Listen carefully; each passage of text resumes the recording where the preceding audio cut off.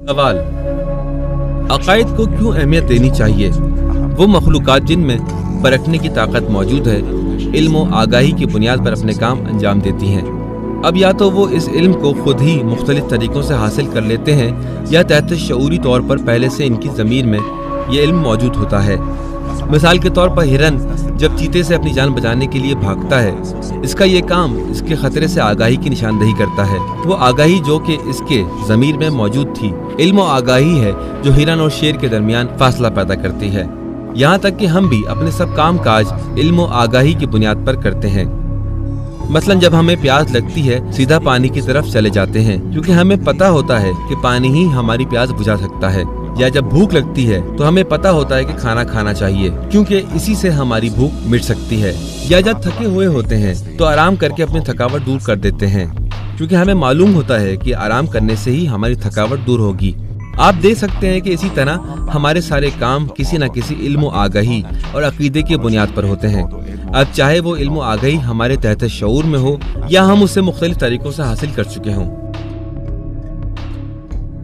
अब हम समझ सकते हैं कि अकायद हमारे तमाम कामों की बुनियाद होते हैं और ये अकायद ही हैं जिनकी वजह से हम ये जान लेते हैं कि कौन सा काम करना चाहिए और कौन सा काम नहीं करना चाहिए। मसलन एक शख्स अखलाकी अक़दार की ज़रूरत को समझता है और दूसरा उन्हें ज़रूरी नहीं समझता। यकीनन इन दो के रवैयों में फ़र्क होगा।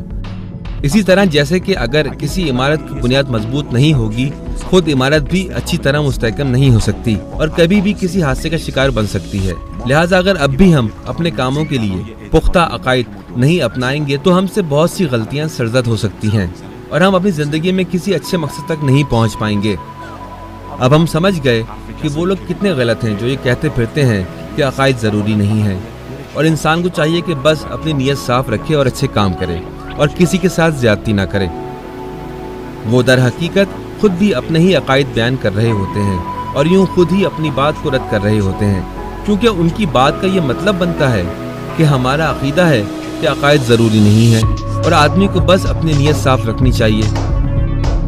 हालांकि अगर सिरे से ही कोई अकीदा हो ही ना, हमें कैसे पता चल सकता है कि जुल्म किस चिड़िया का नाम है, कौन से काम अच्छे हैं और कैसे मालूम कर पाएंगे कि हमारी नीयत साफ है कि नहीं। जब हमारे अकायद की बदौलत हमें इन मेयारों से आगाही मिलती है ताकि इन मेयारों की मदद से अपने तमाम काम काज परख सकें और अच्छे बुरे की तमीज़ कर सकें।